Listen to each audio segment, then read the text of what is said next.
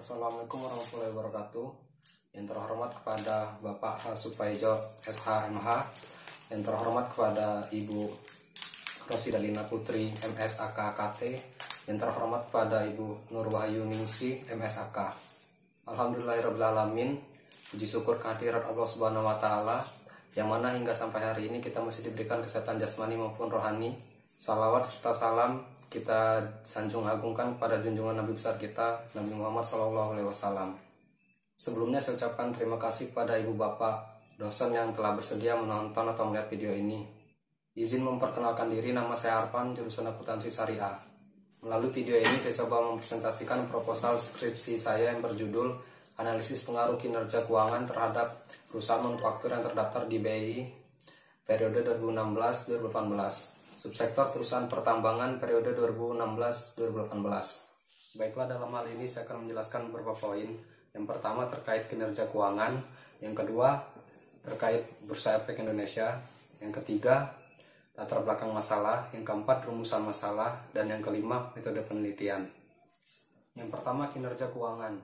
Kinerja keuangan adalah suatu analisis yang dilakukan untuk melihat sejauh mana perusahaan telah melaksanakan aturan-aturan pelaksanaan keuangan secara baik dan benar. Yang kedua, Bursa Efek Indonesia. Bursa Efek Indonesia adalah pihak yang menyelenggarakan dan juga menyediakan sistem dan sarana untuk mempertemukan penawaran jual dan beli efek pihak-pihak lain dengan tujuan untuk memperdagangkan efek di antara mereka. Selanjutnya yang ketiga, latar belakang masalah. Alternatif lain yang dapat dipilih oleh perusahaan untuk mendapatkan laba demi kelangsungan jalannya perusahaan ialah dengan berinvestasi. Saat ini masyarakat dapat berinvestasi melalui pasar modal. Pasar modal sendiri adalah pasar untuk instrumen keuangan jangka panjang yang dapat diperjualbelikan baik dalam bentuk utang maupun modal sendiri, baik yang diterbitkan oleh pemerintah, publik authorities maupun swasta. Pasar modal bertindak sebagai penghubung antara investor dengan perusahaan dan institusi pemerintah melalui perdagangan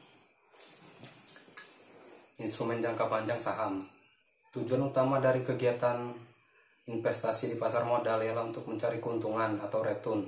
Return saham merupakan keuntungan yang dinikmati oleh investor atas investasinya. Harga saham tentunya memiliki nilai jual. Nilai jual harga saham dipengaruhi oleh banyak hal, salah satunya ialah kinerja keuangan perusahaan. Yang keempat, rumusan masalah. 1. Bagaimana pengaruh kinerja keuangan terhadap return saham? Yang kedua, bagaimana pengaruh kinerja keuangan terhadap return saham dalam pandangan Islam? Dan yang kelima, metode penelitian. Metode penelitian yang saya gunakan ialah metode kuantitatif, karena dalam penelitian saya berkaitan dengan kinerja keuangan dan kinerja perusahaan. Untuk menghitung kinerja perusahaan ada beberapa rasio yang dapat digunakan. Rasio likuiditas, rasio aktivitas, rasio solvabilitas, dan rasio profitabilitas. Populasi dalam penelitian ini saya menggunakan 13 perusahaan yang terdaftar di BEI secara 3 tahun berturut-turut, yakni periode 2016 sampai 2018.